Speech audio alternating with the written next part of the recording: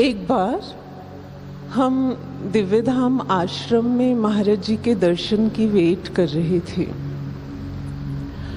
ऐसे ही बाहर बैठे हुए मन में एक विचार आया कि महाराज जी, हम हमेशा आपके पास आकर अपनी बात कहते हैं या कुछ पूछना होता है तो अपने प्रश्न ले आते हैं, लेकिन आज हम आपसे कुछ पूछना नहीं चाहते, ना ही आपसे अपने मन की कोई बात कहना चाहते हैं। आज जब हम आपके पास आए तो आप अपने मन की बात हमसे कहिएगा महाराज जी, अपने लिए कुछ हमसे कहिएगा। थोड़ी देर में महाराज जी ने बुला लिया। जब अंदर गए तो जानते हैं महाराज जी ने पहली ही पंक्ति क्या कही? कहीं दूर मानो भविष्य में देखते हुए और बहुत उम्मीद के साथ महाराज जी ने कहा, तुम सबको मिलकर मिशन को खूब आगे ले जाना है।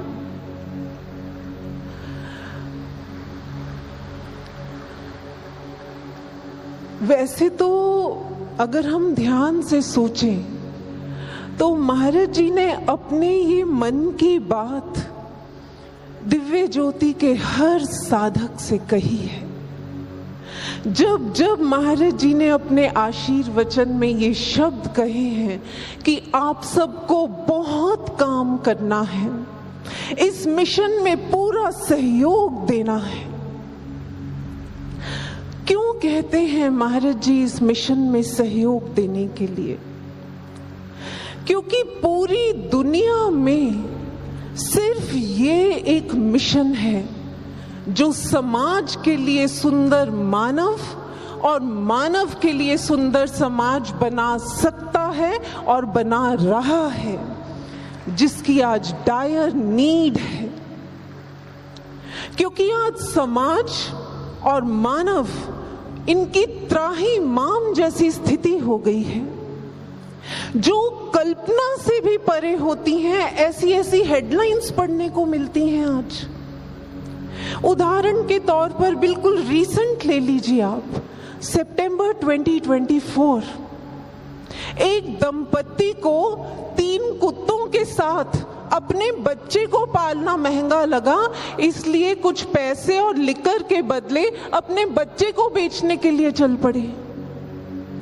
Again September 2024 and on similar lines June 2023, November 2022, एक व्यक्ति गुस्से और नफरत की आग में दूसरे व्यक्ति को मल्टीपल पीसेस में काटता चला गया और उसकी रूह तक नहीं कांपी। वैसे तो साइंस कहती है कि हमारे शरीर के हर 1 स्क्वायर सेंटीमीटर एरिया में 200 पेन रिसेप्टर्स होते हैं जो हमें शरीर के दर्द का एहसास कराते हैं। तन का तो पता नहीं, पर मन के पेन रिसेप्टर्स शायद बिल्कुल डेड हो गए हैं आज, जिसके चलते विध्वंस के कगार पे खड़ी दिखती है ये सृष्टि। एक बहन ने अनुभव में देखा कि चारों तरफ पतन है, क्रंदन है, प्रलयकारी तांडव है। ऐसा लगता था जैसे सृष्टि का अंत हो जाएगा। तभी उस दृश्य में महाराज जी आ जाते हैं और महाराज जी कहते हैं, तुमने वो नहीं सुना, नीड़ का निर्माण फिर। ये हरिवंश राय बच्चन जी की प्रसिद्ध कविता है, जिसकी कुछ पंक्तियां इस तरह से हैं। वह उठी आंधी की नभ में छा गया सहसा अंधेरा, लग रहा था अब ना होगा इस निशा का फिर सवेरा। किंतु प्राची से उषा की, प्राची का मतलब होता है पूर्व दिशा, किंतु प्राची से उषा की मोहिनी मुस्कान फिर, प्रलय की निस्तब्धता से सृष्टि का नवगान फिर, नीड़ का निर्माण फिर, नेह का आवाहन फिर। समाज रूपी नीड़ के निर्माण के लिए और सृष्टि के नवगान के लिए प्राची से यानी पूर्व दिशा से जो प्रकाश चाहिए, इस युग में भारत में वो प्रकाश देने वाला स्थान केवल दिव्य ज्योति जागृति संस्थान है। और व्यक्तिगत स्तर पर वो प्राची, वो स्थान ये है जहां ब्रह्म ज्ञान का सूर्य उदित होता है, जब पूर्ण गुरु हमें ब्रह्म ज्ञान में दीक्षित करते हैं। और इस प्रकाश के आने से, इस सूर्य के उदित होने से होता है मानव का नव निर्माण। कैसे ब्रह्म ज्ञान से, इस प्रकाश से एक मानव का निर्माण होता है, इसे एक ग्राफिक के द्वारा समझते हैं जिसे आप स्क्रीन पर देख सकते हैं। ये 6 men एनालॉजी है। कहानी कहती है कि 6 मित्र थे, जंगल से जा रहे थे, जोरों की भूख लगी थी। जैसे ही सामने फलों से लदा एक वृक्ष देखा, 6 के 6 उसकी तरफ दौड़ पड़े। अब रिलेट करते जाना 1 to 6 जो नंबर्स इसमें मार्क्ड हैं। पहला कहता है चलो इस पेड़ को काट डालें और सारे फलों को लूट लें। दूसरा कहता है पूरा पेड़ काटने की क्या जरूरत है, एक बड़ी सी शाखा काट लेते हैं। तीसरा बोला छोटी शाखा ही पर्याप्त रहेगी। चौथे ने कहा शाखा भी क्यों काटनी, फलों के बड़े बड़े गुच्छे तोड़ लेते हैं। पांचवा बोला नहीं नहीं, गुच्छे भी क्यों खराब करने, जितने फल चाहिए उतने फल तोड़ लेते हैं। छठा बोला देखो यहाँ धरती पर पहले से ही बहुत सारे और बहुत अच्छे फल गिरे हुए हैं, इसलिए आओ पहले इन्हें खा लेते हैं। ये ग्राफिक दरअसल जैनिज्म के लेशिया कॉन्सेप्ट पर बेस्ड है। लेशिया का मतलब होता है स्टेट ऑफ माइंड। दरअसल ये 6 मनस्थितियां दर्शाई गई हैं, जिसमें पहली वाली काली मनस्थिति जो पूरा पेड़ काटने पर तुली है, घोर तामसिक मनस्थिति को दर्शाती है। एंड द कॉन्सेप्ट सेज जैसे जैसे एक व्यक्ति ब्रह्म ज्ञान की ध्यान साधना में आत्मा के प्रकाश का संग करता है, तो ये दुष्प्रवृत्तियों की कालिमा छटती चली जाती है और वो फाइनली 6th आकृति की तरह श्वेत, उसकी मनस्थिति पावन निर्मल सद्भावना से युक्त हो जाती है, उसका मन सुंदर बन जाता है। ये है ब्रह्म ज्ञान का सामर्थ्य जो मानव मन को सुंदर बनाने की ताकत रखता है। इसलिए महाराज जी कहते हैं कि मानव समाज की दम तोड़ती हुई मानवता को अगर बचाने का सामर्थ्य किसी में है तो वो ब्रह्म ज्ञान में है। इसके अतिरिक्त दुनिया की कोई टेक्नोलॉजी, कोई टेक्निक, कोई थेरेपी इस मन को संवार नहीं सकती। और इसी ब्रह्म ज्ञान को जन जन तक पहुंचाने के लिए समर्पित है ये मिशन दिव्य ज्योति जागृति संस्थान।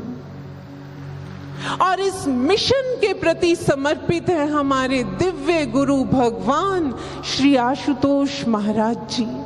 उनका एक एक क्षण, उनका चिंतन, उनका सब कुछ इस मिशन को समर्पित है। यहां तक कि जब हम उनकी जय कहते हैं तो वो जय भी मिशन को समर्पित होती है। कैसे? जब हम दिव्य ज्योति जागृति संस्थान में एक दूसरे से मीट करते हैं या एक दूसरे को ग्रीट करते हैं तो हम क्या कहते हैं? जय महाराज जी की। महाराज जी की इस जय में 4 जय निहित होती हैं। महाराज जी की जय का मतलब महाराज जी के दिव्य आदर्शों की जय, जिनसे वो हमारे चरित्र का निर्माण करते हैं। महाराज जी द्वारा उद्घाटित उस ज्योति की जय, उस ब्रह्म ज्ञान की जय जिससे वो अज्ञानता के अंधकार को हरते हैं। महाराज जी से मिलने वाले मार्गदर्शन, उस जागृति की जय जिससे वो हमें कर्तव्य पथ पर चलाते हैं। और महाराज जी की जय मतलब महाराज जी के संगठन, महाराज जी के संस्थान की जय, जिसमें संग लेकर महाराज जी ने विश्व शांति जैसे महान लक्ष्य के लिए हमें जीना सिखाया है। अब इन चारों जय को जोड़कर देखिए, किसकी जय बनी? दिव्य ज्योति जागृति संस्थान की जय। इसलिए जब एक शिष्य महाराज जी की जय कर रहा होता है तो वो महाराज जी के मिशन की भी जय कर रहा होता है। और महाराज जी के शिष्य सिर्फ इस जय को कहते नहीं हैं, बल्कि इस जय को प्राणपन से निभाते हैं। और साधकों, अब तो समय की मांग है कि हमें इस जय को सिर्फ निभाना भी नहीं है, अब तो इस जय को जी कर दिखाना है। इसके लिए आइए आज अपने अणु अणु पर छाप लेते हैं, अंकित कर लेते हैं महाराज जी की ये शब्द। अपने लक्ष्य के प्रति निरत हो जाओ, तुम लग जाओ अपने कार्य में। आपका जन्म एक महान कार्य को करने के लिए हुआ है। इस निरत हो जाने में हम सब शिष्यों के लिए बहुत से आवाहन निहित हैं। इस निरत में उत्साह रत हो जाने की गूंज है। इस निरत में साधना रत हो जाने का मार्गदर्शन है। इस निरत में विश्वास रत हो जाने का उद्घोष है। इस निरत में प्रार्थना रत हो जाने का संदेश है। सच की राह पर चलता हुआ एक शिष्य इसी तरह निरत होकर अनवरत प्रयासरत रहता है। कैसे प्रयासरत रहता है? आइए भजन की इन पंक्तियों के माध्यम से इस प्रेरणा को लेते हैं अपने भीतर।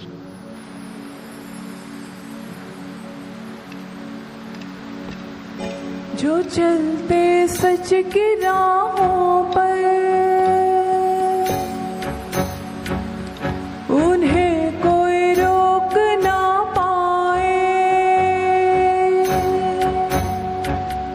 जो चलते सच की राहों पर, उन्हें कोई रोक ना पाए। उन्हें कोई रोक ना पाए। कहानी सच्चे इश्क़ की युगों तक ये कही जाए। युगों तक ये कही जाए। कहानी सच्चे इश्क़ की युगों तक ये कही जाए। जो चलते सच की राहों पर, उन्हें कोई रोक ना पाए। एक सांसारिक व्यक्ति के जीवन कहानी का प्रिंसिपल रूल क्या होता है? Do and die without caring for what and why.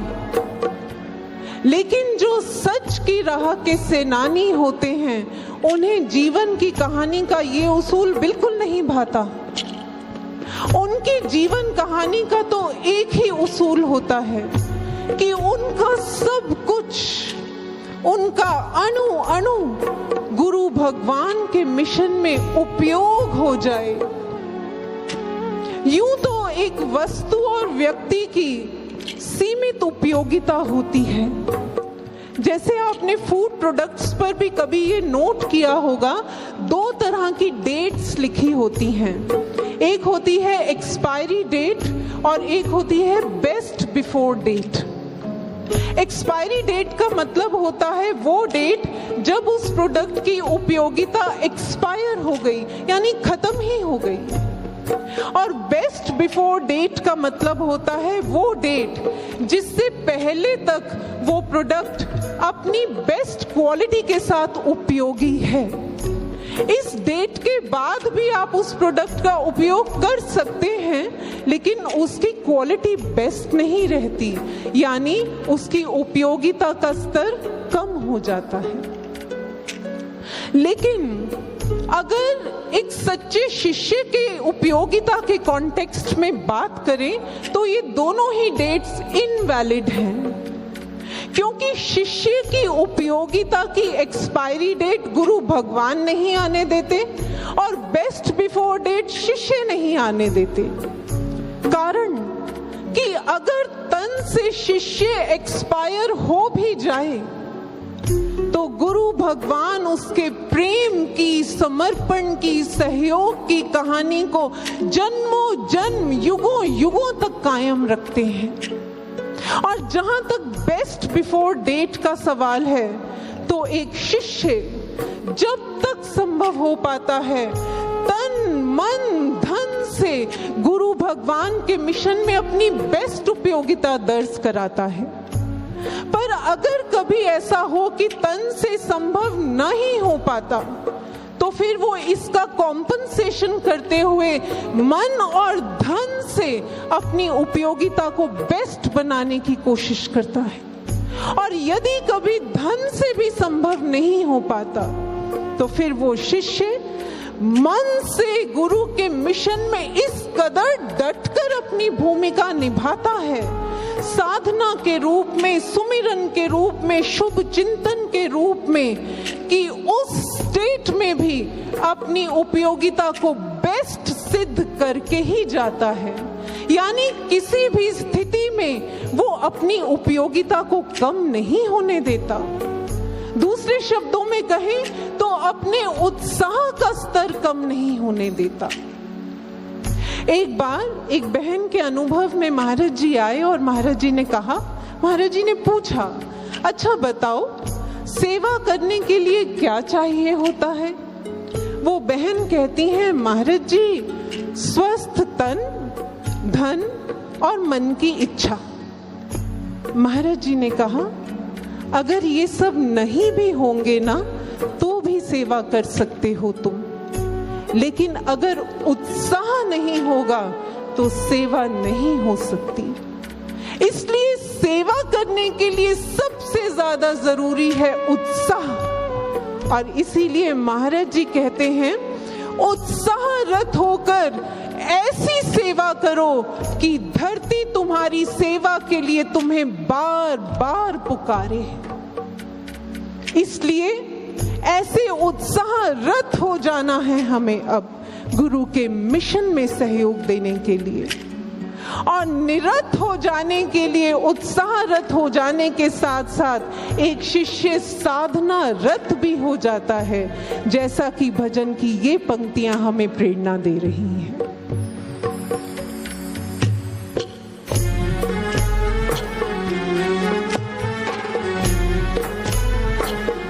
है भीगे रंग दुनिया के तो इनसे कुछ नहीं पाए, तू इनसे कुछ नहीं पाए। शरण आ जा तू ईश्वर की, अगर तू सुख को है चाहे, अगर तू सुख को है चाहे। है सुंदर रूप ईश्वर का, खड़ा वो बाहें फैलाए। जो चलते सच की राहों पर उन्हें कोई रोक ना पाए। रमन महर्षि का एक सेवक शिष्य था अन्नामलाई। महर्षि रमन के पास आकर उसे जो मिला था उससे उसकी अंतरात्मा, उसकी आत्मा बेहद प्रफुल्लित थी, आनंदित थी। लेकिन धीरे धीरे अन्नामलाई के मन में ये विचार घर कर गया कि वहां रहकर उसकी उन्नति नहीं हो सकती। इसलिए कुछ बेहतर पाने की चाह में वो वहां से छोड़कर एक रात निकल गया वहां से। और पूरी रात तिरुवन्नमलई से 20 मील दूर चलकर जब सुबह पोलूर पहुंचा तो ना हालत अच्छी रही ना हालात। भूख और थकान 7वें आसमान पर थी। सैकड़ों घरों के आगे भिक्षा की गुहार लगाई, लेकिन बदले में भोजन की जगह सिर्फ करारी फटकार मिली। मरने जैसी हालत हो गई, हिम्मत भी टूट गई। उस समय आंखें बंद करके अन्नामलाई वहीं बैठ गया। अपने अंदर में अपने आप से पूछता है, क्या मुझसे कहीं कोई गलती हुई है? अंतःकरण से स्पष्ट जोरदार आवाज आई, ये जो तू गुरु का दर छोड़कर दर दर भटक रहा है, इससे बड़ा प्रमाण चाहिए क्या तुझे? ईश्वर दर्शन से जो तुझे आत्मा का आनंद मिला था, उसे छोड़कर जो इतना बेबस और लाचार हुआ फिरता है, इससे स्पष्ट और क्या प्रमाण चाहिए तुझे अपनी गलती का? ये शब्द अंतर आत्मा के इतने बुलंद थे, अन्नामलाई एक भी सांस की देर किए बिना उठ खड़ा हुआ, वापस अपने गुरु के पास जाने के लिए। आगे अन्नामलाई क्या कहता है उसके खुद के शब्दों में सुनिए। अन्नामलाई कहता है, मैंने अभी बस ये निर्णय ही लिया था कि मैं अपने गुरु के दर पर वापस जाऊंगा। सिर्फ इस निर्णय लेने भर से ऐसा लगा जो मेरी किस्मत मुझसे रूठ गई थी, वो वापस अपने आप बदल गई। सामने से अपने आप एक होटल का मालिक चलता हुआ आया और मित्रवत मुझे कहता है कि चलो मैं तुम्हें भोजन कराता हूँ। इतना ही नहीं, ससम्मान मुझे रास्ते के लिए कुछ पैसे भी दे दिए। उसके बाद जब मैंने तिरुवन्नमलई जाने के लिए ट्रेन पकड़ी, तो इस सोच से टिकट नहीं ली कि शायद मेरे पास टिकट के पूरे पैसे नहीं होंगे। जब टिकट चेकर आया ट्रेन में, तो उसने एक एक की टिकट चेक की, पर ऐसा लगा जैसे मैं उसके सामने वहां था ही नहीं। स्टेशन पर उतरा तो स्टेशन मास्टर के बिल्कुल सामने खड़ा था, लेकिन स्टेशन मास्टर कहता है, तुमने अपनी टिकट दिखा दी है, हटो, मुझे और लोगों की टिकट देखने दो।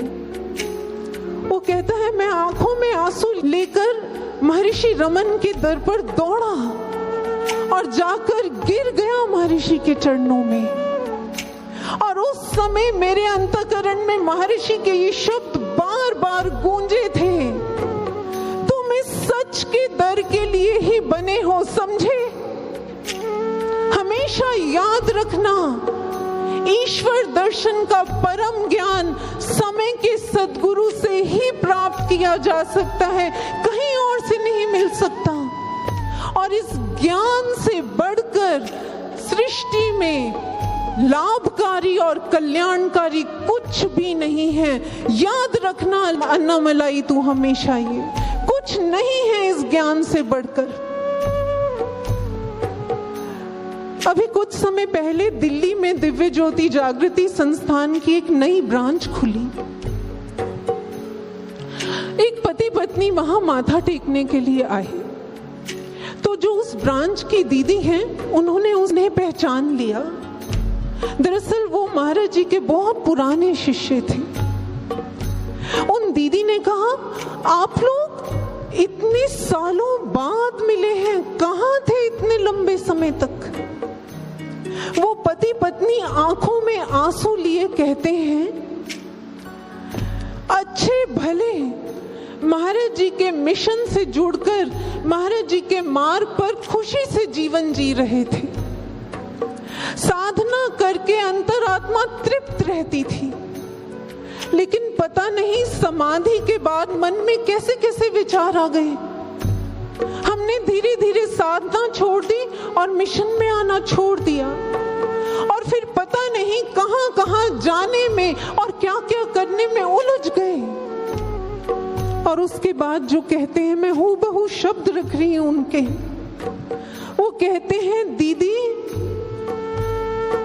सब कुछ किया, लेकिन इन 9.5 सालों में महाराज जी के मिशन से दूर रहकर एक भी दिन सुकून से नहीं जिए हम। अंतरात्मा में हमेशा एक बेचैनी रहती थी, हमने कुछ छोड़ दिया।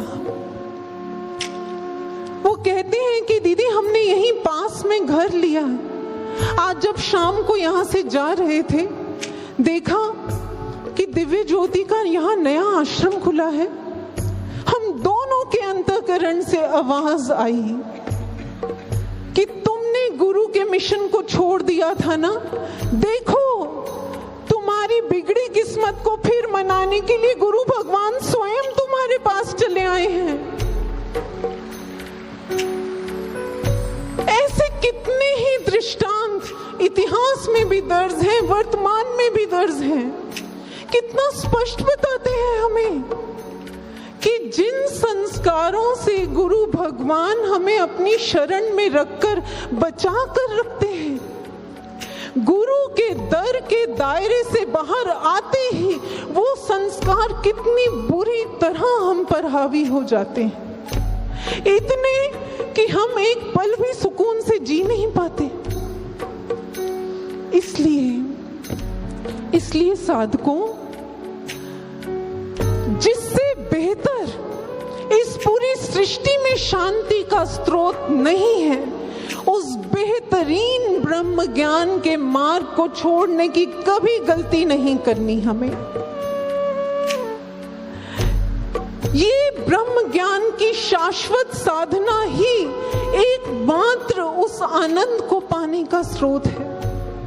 बजाय गुरु के मिशन से दूर होकर जगह जगह शांति के लिए बाहर भटकने के, गुरु के मिशन से जुड़े रहकर ब्रह्म ज्ञान की ध्यान साधना करें आप। ये साधना एकमात्र शाश्वत मार्ग है उस आनंद देने वाले सच्चिदानंद भगवान से मिलने का, उससे भीतर से भी मिलने का और बाहर से भी मिलने का। एक बार एक बहन महाराज जी के दर्शन करने के लिए गई। उस समय महाराज जी यूं आगे रखकर न्यूज़पेपर पढ़ रहे थे। उन बहन ने महाराज जी से कुछ पूछा, बात करने का प्रयास किया, लेकिन महाराज जी ने न्यूज़पेपर नहीं हटाया, ना ही कुछ कहा और ना ही उन बहन की तरफ देखा। जब 2-3 बार ऐसा हो गया तो उन बहन ने क्या किया, उन बहन ने आंखें बंद की और अंतःकरण में कहती हैं, मेरे अंदर वाले महाराज जी, मेरे बाहर वाले महाराज जी मुझसे बात नहीं कर रहे, प्लीज उन्हें मना दो। इतना कहा ही था, बाहर से जोर से महाराज जी की ठहाका लगाकर हंसने की आवाज आई। महाराज जी न्यूज़पेपर हटाकर आगे से कहते हैं, क्या कह रही थी तू? बस यही हम सबके लिए भी सूत्र है। साधना से अपने अंदर वाले गुरु भगवान से जुड़कर, समाधि से अपने बाहर वाले गुरु भगवान को वापस बुलाने का और फिर से अपनी खुशियों भरी जिंदगी पाने का। इसलिए साधकों, आए, जो हम साधना रत हैं इन दिनों, उस साधना रत रहने के क्रम में और ज्यादा प्रयासरत हो जाते हैं अब, और उत्साहरत और साधनारत हो जाने के साथ साथ निरत हो जाने के लिए एक शिष्य और क्या करता है, आइए सुनते हैं।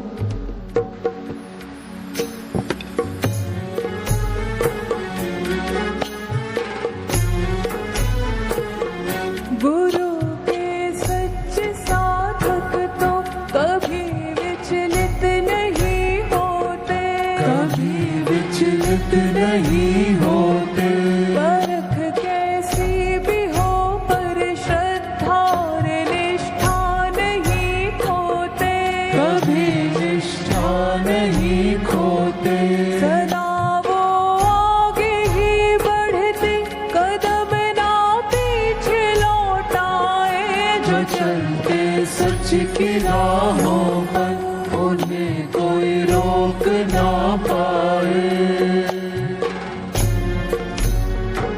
इस मार्ग पर चलते हुए परीक्षाएं होती हैं, परीक्षाएं आती हैं, कभी परिस्थितियों के रूप में और कभी मनस्थितियों के रूप में। ये परीक्षाएं आती हैं और हमारी श्रद्धा और विश्वास के स्तर को बता जाती हैं। और गुरु महाराज जी कहते हैं कि एक शिष्य की निष्ठा और विश्वास ऐसा रंग लाता है उसके जीवन में कि सारी प्रतिकूलताएं लांघ करके वो आगे बढ़ जाता है और अपने श्रद्धा और विश्वास को ऐसे सिद्ध करता है एक शिष्य। एक बार गुरु जी एक गांव में पहुंचे। वहां जब उनके एक शिष्य ने उन्हें देखा, खुशी से झूम उठा। सर्दियों के दिन थे और शाम भी ढलने को थी, तो वो गुरु से प्रार्थना करता है, गुरुदेव आप आगे की यात्रा कल से आरंभ कीजिएगा, आज रात को मेरी झोपड़ी में रहने की कृपा करें। गुरुदेव ने स्वीकृति दे दी। वो शिष्य अपनी पत्नी और बच्चे के साथ झोपड़ी के बाहर सोने के लिए आ गया। आधी रात को तेज बारिश शुरू हो गई और वो शिष्य भागा, खुद को बारिश से बचाने के लिए नहीं, बल्कि झोपड़ी में पानी जाने से गुरु जी की नींद में विघ्न ना पड़े, इसलिए अपने तीनों की चादरें लेकर झोपड़ी की छत को ढकने के लिए भागा। सुबह हुई, बादल छट चुके थे। जब गांव वालों को भी पता चला कि गुरुदेव आए हैं, वो सब दर्शन करने के लिए आए। गुरु जी ने सत्संग प्रवचन किए, कीर्तन हुआ। उसके बाद जब गुरु जी जाने लगे तो वो अपने शिष्य को बुलाते हैं और कहते हैं, अब हम जा रहे हैं, लेकिन जाने से पहले तेरी झोपड़ी में आग लगाकर जाना चाहते हैं। जैसे ही ये सुना, वहां जितने लोग खड़े थे सबकी आंखें फटी की फटी रह गई। सब सुन सन्नाटा, सिर्फ एक उस शिष्य को छोड़कर जिसकी वो झोपड़ी थी। वो तो पूर्णतः समर्पण भाव से दोनों हाथ जोड़कर कहता है, जैसी आपकी इच्छा गुरुदेव। गुरु जी ने चूल्हे से एक जलती हुई लकड़ी मंगवाई और उस झोपड़ी को जलाने की आज्ञा दे दी। पल भर में झोपड़ी जलकर राख हो गई। गुरु जी उस शिष्य से पूछते हैं, तू जानना नहीं चाहता हमने तेरी झोपड़ी में आग क्यों लगाई? वो शिष्य मस्त दोनों हाथ जोड़कर कहता है, नहीं गुरुदेव, मुझे ये जानने की आवश्यकता ही नहीं, क्योंकि मैं तो एक बात जानता हूं कि आप जो भी करते हैं अपने शिष्य के कल्याण के लिए करते हैं। गुरुजी बहुत प्रसन्न हो गए और वहां से चले गए। इधर वो जितने लोग खड़े थे, भर भर कर उन्होंने ताने मारने शुरू किए उस शिष्य को। और ले ऐसे संतों की शरण, और दे उन्हें अपने घर में स्थान, तेरा घर ही जला डाला, देख क्या मिला। लेकिन शिष्य इन तानों से बिल्कुल बेखबर। वो गया और झोपड़ी की राख को समेटने लगा। और पता है झोपड़ी की राख के बीचों बीच क्या मिला? सोने के सिक्कों से लदी हुई बड़ी सी बोरी। अब वही लोग जो भर भर कर ताने मार रहे थे, उसके विश्वास के आगे नतमस्तक थे और गुरु महाराज जी की जय जयकार कर रहे थे। इंग्लिश में दो वर्ड्स होते हैं, प्राइस PRICE और प्राइज PRIZE। लिखने और बोलने में लगभग एक जैसे, लेकिन एक का मतलब होता है in the context of a disciple, एक का मतलब होता है देना, एक का मतलब होता है लेना। इस पथ पर चलते हुए जो प्राइस एक शिष्य को देना होता है, वो होता है पूर्ण समर्पण, गुरु आज्ञा में पूर्ण समर्पण। अपना मन, अपना जीवन, अपने प्रश्न, अपने स्वप्न, अपना मान, अपना सम्मान, सब कुछ कुछ गुरु भगवान के लिए कुर्बान कर देना होता है एक शिष्य को, ये प्राइस देना होता है। और इसके बदले में वो प्राइस क्या पाता है अपने गुरु भगवान से? उनकी अनन्य अनंत प्रसन्नता, प्रेम और सोच से भी बिल्कुल परे गुरु कृपा। ये महाराज जी के एग्जैक्टली हूबहू शब्द हैं कि इन परीक्षाओं के बाद जो तुम्हें मिलेगा वो युगों में भी प्राप्त नहीं किया जा सकता। लेकिन इस प्राप्ति के लिए, इस प्राइज को पाने के लिए परीक्षाओं से तो होकर गुजरना पड़ेगा। उसूल है इस भक्ति पथ का। ये महाराज जी ने एज इट इज, आप वीडियो में देखना, यूट्यूब वीडियो लोडेड है DJJS चैनल पर। महाराज जी ने एक एक शब्द पर जोर देते हुए कहा है, यहाँ परीक्षा होती है आपके धैर्य की, आपके संतुलन की, आपकी निष्ठा की, आपके विश्वास की, आपकी श्रद्धा की। जिस समय वनवास का आखिरी दिन था और भरत को अभी तक श्री राम के वापस आने की कोई सूचना नहीं मिली थी, उस समय जैसा शास्त्रकार बताते हैं, गुरु वशिष्ठ भरत से क्या कहते हैं, बहुत सुंदर शब्द है। गुरु वशिष्ठ कहते हैं, महात्मा भरत, इतिहास को बदलने के लिए एक क्षण भी यथेष्ट होता है। इसलिए जिन वीरों के सहयोग से इतिहास बनते हैं, उन्हें अंतिम क्षण तक अपने विश्वास और कर्म का त्याग नहीं करना चाहिए। ऐसे ही विश्वासरत हम सबको हो जाना है अंतिम क्षण तक, और ये निश्चित है हमारा विश्वास जीतेगा। एक बहन ने ये अनुभव में देखा कि महाराज जी समाधि से लौट आए हैं और महाराज जी के सारे शिष्य, सारे साधक खुशी से उछल उछल कर कह रहे हैं, महाराज जी हमें विश्वास था आप समाधि से जरूर लौटेंगे। महाराज जी देखो हमारा विश्वास जीत गया, हम जीत गए महाराज जी। महाराज जी उस समय माइक हाथ में लेते हैं और इतनी खुशी से महाराज जी कहते हैं, हाँ हाँ मेरे बच्चों, तुम्हारा विश्वास जीत गया, तुम जीत गए, और उससे भी बढ़कर तुमने हमें जीत लिया। तुम सदा सदा के लिए मेरे हो गए मेरे बच्चों। ये अनुभव भी बहुत जल्दी सच होगा, हम सबको विश्वास है। इस तरह उत्साहरत, साधनारत, विश्वासरत हो जाने के साथ साथ अब समय की मांग है हम सब प्रार्थनारत भी हो जाएं। और भजन की आखिरी पंक्तियां हमें यही कह रही हैं,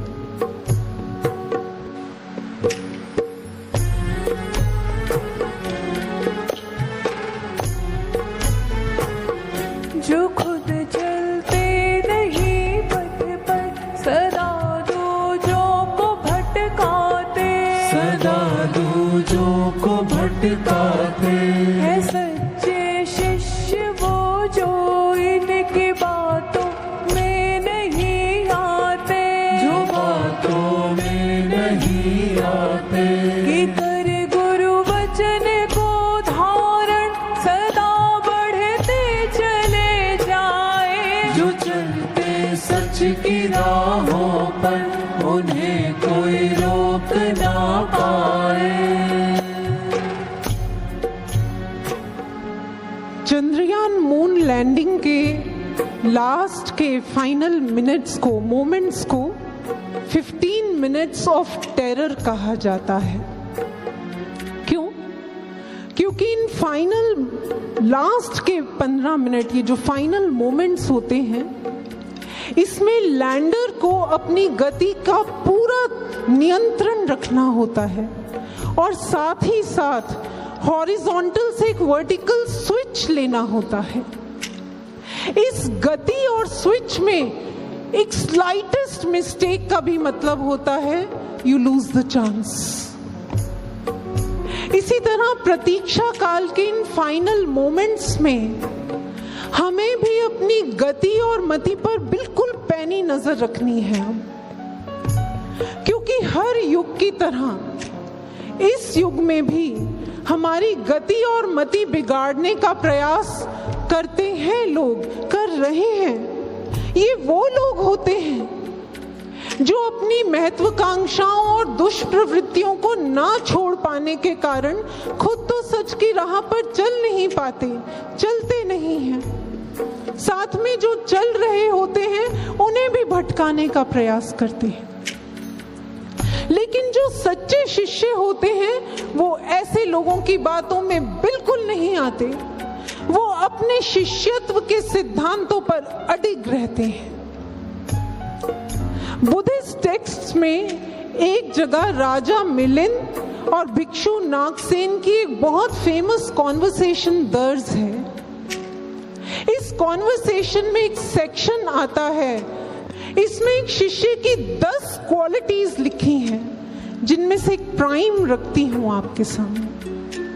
ये बुद्धिस्ट टेक्स्ट कड़े शब्दों में कहता है कि एक शिष्य को अपनी मति और अपनी संगति पर स्ट्रिक्ट वॉच रखनी चाहिए। एंड नो दीज वर्ड्स, ये बुद्धिस्ट टेक्स्ट क्या कहता है?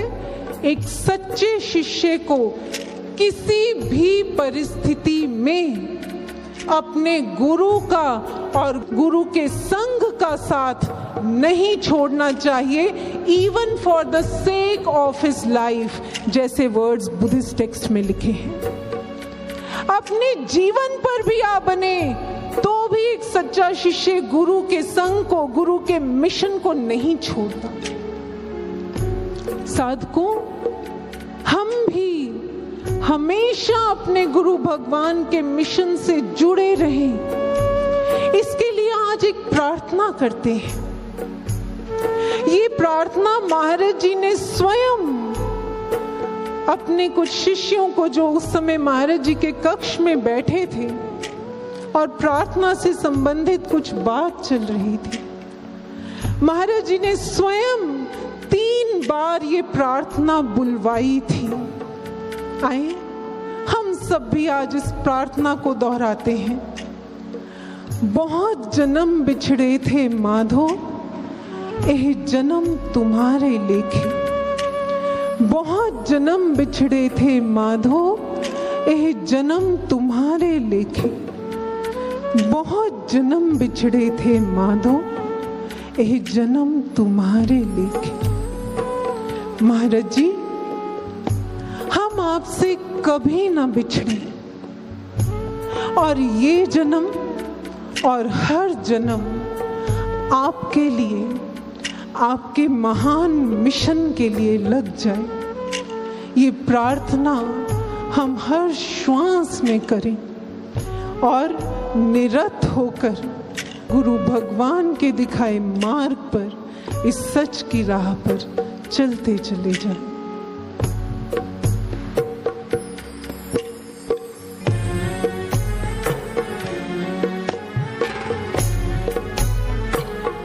जो चलते सच की राहों पर, उन्हें कोई रोक ना पाए, उन्हें कोई रोक ना पाए। कहानी सच्चे इश्क की युगों तक ये कही जाए, युगों तक ये कही जाए।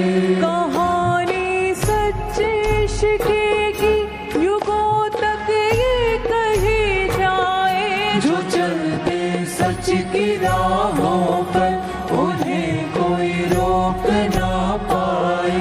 जो चलते सच की राहों पर, उन्हें कोई रोक ना पाए। जो चलते सच की राहों पर, उन्हें कोई रोक ना पाए। जो चलते सच की राहों पर, उन्हें कोई रोक ना पाए। बोलिए श्री आशुतोष महाराज जी की जय, सद्गुरु भगवान की जय। सच्चे